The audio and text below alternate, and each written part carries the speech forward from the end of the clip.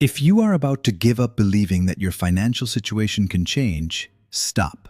Because there is a psalm in the Torah that the Kabbalistic masters recited specifically when poverty seemed to have settled permanently. Stop everything you are doing. Seriously, if there is someone talking next to you, ask for a minute. If you are in traffic, put this video on audio. Because what I am going to share now is a teaching that has been restricted for generations to very specific study circles within the Jewish tradition. And that is directly related to unlocking the flow of abundance in your life. Throughout more than 20 years of studying the sacred texts, one thing has profoundly surprised me. The Book of Psalms is not just poetry. Kabbalists treat each psalm as a key, a spiritual combination that opens specific doors. And Psalm 23, the most famous of all, is, according to the masters, the master key against poverty. I know, you have probably heard Psalm 23 thousands of times. The Lord is my shepherd, I shall not want. But today I will show you what is hidden within this psalm that a superficial reading never reveals. In my family's tradition, the story of my great-grandfather Nathan is told, who arrived in Brazil around 1920, coming from a village in Bessarabia. He went through a period of such extreme poverty that it is said he ate only one meal a day. And the only thing he did during those difficult months was recite Psalm 23 3 times in the morning and 3 times at night. Not as a magic formula, but as a spiritual anchor. He would say, as a parable that remained in our family, Psalm 23 does not change the bank account. It changes the eyes that look at the account. And when your eyes change, the world changes along with it. Subscribe to the channel now. Every week I bring deep studies on the Psalms and the Kabbalistic tradition. And tell me, have you ever recited Psalm 23 in a difficult moment of your life? What did you feel? Share in the comments. Today we are going to dive into 3 revelations about Psalm 23 that will completely change your understanding of this text. First, the hidden meaning of the word shepherd and its connection to Parnasa. Second, why a table before my adversaries is the key to unlocking financial blockages. Third, the practice of recitation with kavana that activates each verse. Let's start with the first verse. Mizmor le David, Adonai Roi lo Exer. Psalm of David. The Eternal is my shepherd, I shall not want.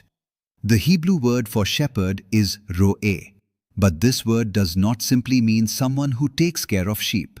The Hebrew root ra'ah means to provide, to feed, to guide. When David says Adonai Roi, he is making a radical statement of faith. The Creator personally provides everything I need. Not through intermediaries, not depending on luck, personally. And here comes the part that changes everything. Lo exer, I shall not want. In the original Hebrew, this is not a wish.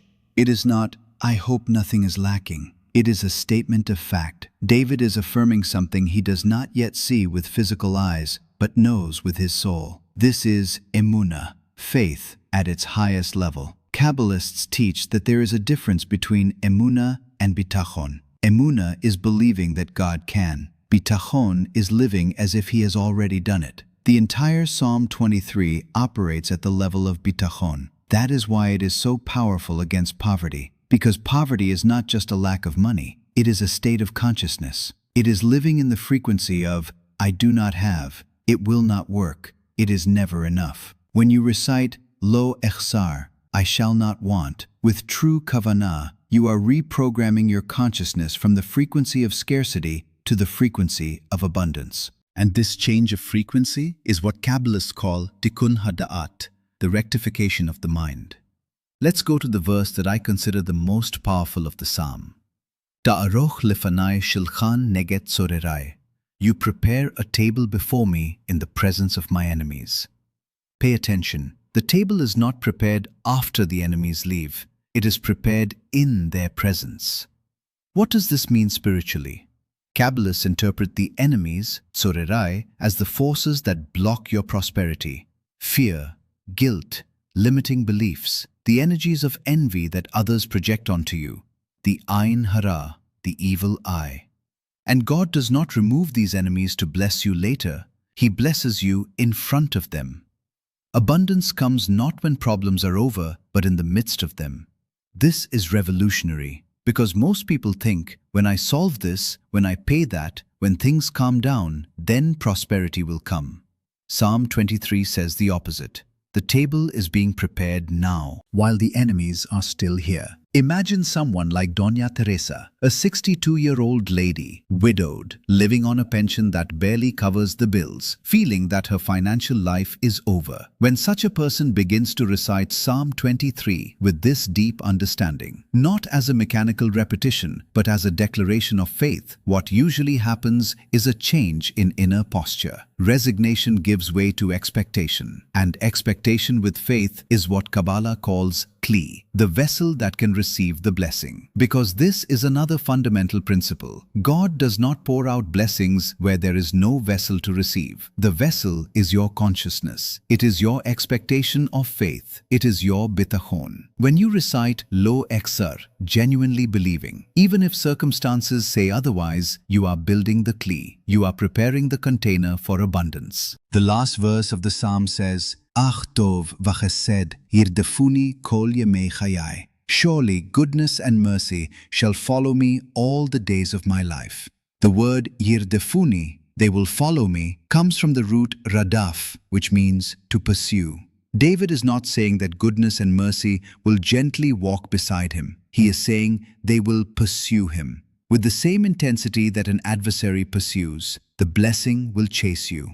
This is the inversion of the entire psalm. In the beginning, it seemed that adversaries surrounded you. In the end, it is goodness and mercy that surround you. Psalm 23 is a journey from scarcity to abundance, from pursuit to protection, from poverty to total provision. Now the practice. Pay attention to each step. Step 1. Prepare the environment. Choose a fixed time, preferably in the morning before starting your activities. Sit in a quiet place. Have the text of Psalm 23 before you, preferably in an edition with Hebrew and translations side by side. Step 2. Preparatory silence. Close your eyes. Breathe deeply 7 times. 7 is the number of completeness in the Jewish tradition. With each breath, release a financial worry. Don't solve, let go. Step 3. Recitation with kavanah. Read Psalm 23 aloud, slowly. In each verse, pause and mentally repeat the intention of that verse. In Lo Echsar, declare, I choose to live in the awareness of abundance. In Ta'aroch Lefanai Shulchan, declare, the table is being prepared now, even in the midst of difficulties. In Yirdefuni, declare, goodness pursues me. Step 4. Repeat 3 times. Kabbalists teach that triple repetition activates the 3 levels of the soul: nefesh, body, ruach, emotion, and neshama, spirit. Do this for 7 consecutive days. 7, the number of the complete cycle. For those who want a deeper study of the Psalms and the Kabbalistic tradition, with transliteration of Hebrew and guided meditations, I have special material available at the link in the description. Attention! Do not expect money to appear the next day. The change that this psalm brings is first internal. It is the consciousness that opens up, and when consciousness opens, actions change. And when actions change, results change. It is a process, not a magic trick. If you practice for 7 days and notice something, anything, no matter how small, come back here and share.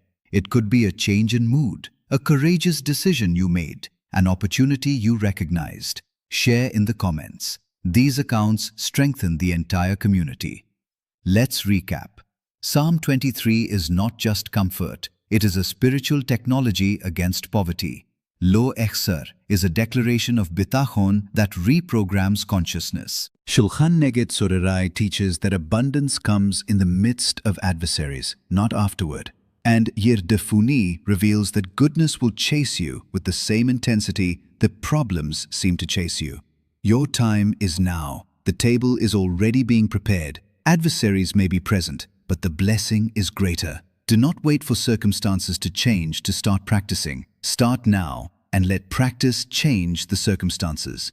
May the Eternal be your shepherd, and may you lack nothing. May He lead you to still waters and restore your soul. May a table of abundance be prepared before you, and may goodness and mercy follow you all the days of your life. Ken Yehi Ratzon. Amen. Leave a like, subscribe, share with those who need to hear this today, and tell me, which verse from Psalm 23 touched you the most with this new understanding? In the next video, I will reveal the hidden secret in Psalm 23 that most have never noticed, a detail that changes the entire interpretation. Don't miss it. Shalom Aleichem.